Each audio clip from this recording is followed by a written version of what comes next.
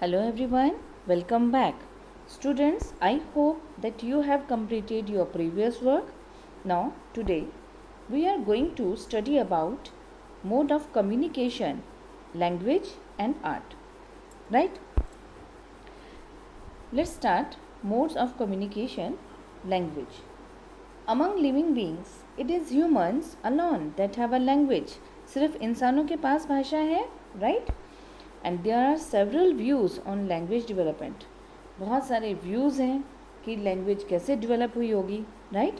पहला व्यू है that hominid language involved gestures और हैंड मूवमेंट्स. जो होमिनिड की लैंग्वेज थी, ठीक है, इसमें जेस्चर या हैंड मूवमेंट्स रहे होंगे. हाव भाव, जेस्चर जैसे हाव भाव हो गया, हैंड मूवमेंट्स हो गए, ठीक है ना. And the second one, that spoken language was preceded by vocal but non verbal communication. ठीक है, एक वोकल रही होगी, बोलने की भाषा रही होगी, पर एक नॉन वर्बल कम्युनिकेशन रहा होगा. जैसे सिंग हो गया, हमिंग हो गया, ठीक है ना, गाना गुनगुनाना. तो ये चीज़ें स्पोकन लैंग्वेज से पहले ऐसे रहा होगा, right. And third one is the human speech probably began with calls like the ones that have been observed among primates. जो प्राइमेट करते होंगे, कॉल करते होंगे, एक दूसरे को बुलाते होंगे, आवाज़ देते होंगे, तो ह्यूमन स्पीच शायद यहाँ से शुरू हुई होगी, राइट. सो हमने ये देखा कि ह्यूमन जो है में have possessed a small number of speech sounds. ठीक है ना.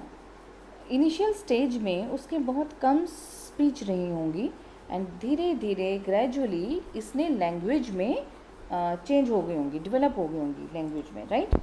सो when did spoken language emerge. तो स्पोकन लैंग्वेज जो थी वो कब इमर्ज हुई.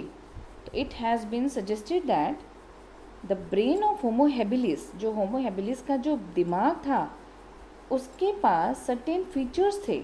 ठीक है, सर्टेन फीचर्स थे, विशेषताएं थी कुछ, which would have made it possible for them to speak, जिसकी वजह से वो बोला होगा. This language may have developed as early as 2 MYA. तो कितने साल पहले लैंग्वेज डेवलप हुई होंगी. 2 million years ago, right. 2 million year ago is equal to 20 lakh years ago, right. Second is the evolution of vocal tract. Vocal tract, ये जो स्वर, जो आवाज़ हम निकालते हैं, ठीक है, तो इसका सिस्टम कब शुरू हुआ होगा, ये भी ज़रूरी था. ठीक है, और ये अराउंड 2 लाख ईयर्स अगो शुरू हुआ होगा. Clear. And it is more specifically associated with modern human. ये मॉडर्न ह्यूमन के साथ ही वोकल ट्रैक्ट का इवोल्यूशन हुआ होगा, right. And third suggestion is that language developed around the same time. कौन से समय. As art, that is around 40,000 to 35,000 years ago. Children ध्यान दीजिएगा, यहाँ पे टाइम पीरियड कम होता जा रहा है क्योंकि हम BCE की बात कर रहे हैं, राइट. तो ये 40,000 to 35,000 ईयर्स अगो पहले की बात रही होगी. ठीक है, आर्ट के साथ साथ तीसरा सजेशन ये है कि लैंग्वेज जो है ये आर्ट के साथ ही डेवलप हुई होगी, right. The development of the spoken language has been seen as closely connected with art, right, since both are media for communication, right. Let's study about art. अब आर्ट के बारे में थोड़ा देख लेते हैं. Hundreds of paintings of animals, right, आप देख रहे हैं, have been discovered in the cave of, कौन सी केव थी, लास्को एंड शोवे. और कहाँ थी ये, in France and Altamira in Spain. Clear. तो अल्टामिरा स्पेन में है एंड लास्को एंड शोवे फ्रांस में है. क्लियर. तो यहाँ से आर्ट, पेंटिंग जानवरों की जो है वो दिखाई दी, राइट. तो दिस इज द पिक्चर, के paintings at Altamira.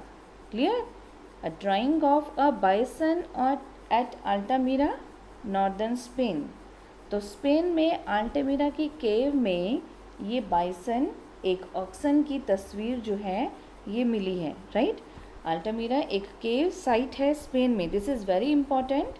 So Altamira is a cave site in Spain और पेंटिंग ये छत पे थी केव के, और ये इसको अटेंशन जो है दिया मार्सिलिनो सेंस डी सोटोला, एक लोकल लैंड ऑनर, ठीक है, और एक आर्कियोलॉजिस्ट शौकीन के तौर पे काम करते थे। तो उनकी बेटी मारिया ने, ठीक है, नवंबर 1879 में इस चीज़ को देखा।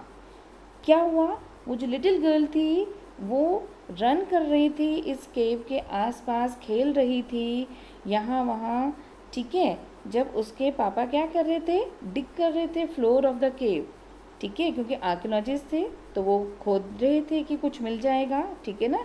तो सडनली मारिया ने नोटिस किया पेंटिंग ऑन द सीलिंग, छत पे क्या है, और उसने अपने पापा को बताया। उसने बोला पापा देखिए, तो उसके पापा ने देखा और हंसे, लेकिन धीरे धीरे उन्होंने भी देखा कि कुछ पेस्ट है, पेंट नहीं है, कुछ पेस्ट यूज़ किया हुआ है पेंटिंग के लिए, ठीक है, और उन्हें ये चीज़ बहुत अच्छी लगी, राइट, और उन्हें इसके बारे में एक बुक भी पब्लिश की, ठीक है, फॉलोइंग अगले साल उन्होंने एक बुक पब्लिश की। बट फॉर ऑलमोस्ट 2 डिकेड उनकी फाइंडिंग्स जो थी वो डिसमिस्ड रही बाय यूरोपियन आर्कियोलॉजिस्ट, ठीक है।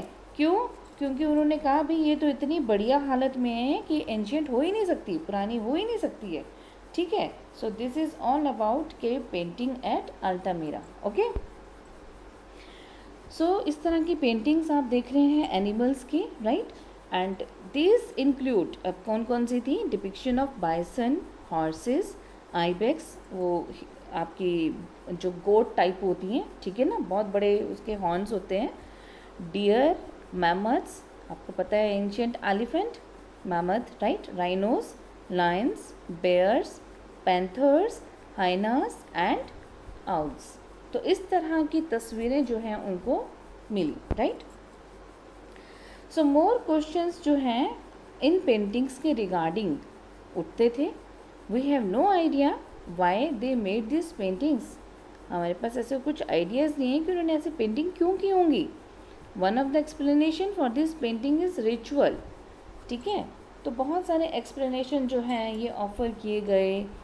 तो कहा गया कि because of importance of hunting, ठीक है, the painting of animal were associated with ritual and magic, clear, and the act of painting could have been a ritual to ensure a successful hunt, right, and another explanation is that बहुत सारे explanation दिए गए, right, एक था कि these cave were meeting places, शायद ये meeting place होते हो, लोग मिलते हों, for small group of peoples, ठीक है, बहुत मतलब थोड़े लोग मिलते होंगे, और लोकेशन फॉर ग्रुप एक्टिविटीज़, या यहाँ पे कुछ लोकेशन ये जगह रही होगी किसी ग्रुप एक्टिविटी की, and these groups could share hunting technique, और वहाँ पे वो हंटिंग टेक्निक को शेयर करते हों और नॉलेज ये जो है आगे नॉलेज देते हों, राइट।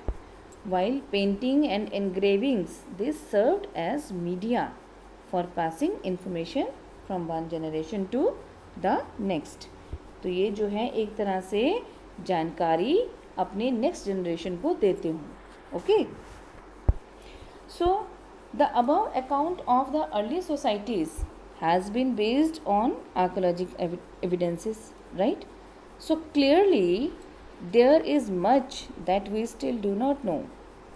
अभी भी ऐसा है जो हम नहीं जानते हैं, जैसे कि हमने बिगिनिंग ऑफ दिस चैप्टर में मेंशन कर दिया था कि हंटर गैदरर सोसाइटी आज भी एग्जिस्ट कर रही हैं। तो क्या हम आज की हंटर गैदरर सोसाइटी से पास्ट की सोसाइटी के बारे में कुछ जान सकते हैं या सीख सकते हैं, okay. So this is a question we will discuss in the next class, okay class. So this is for today's class and I hope you understood today's topic. Until next time, take care. Thank you.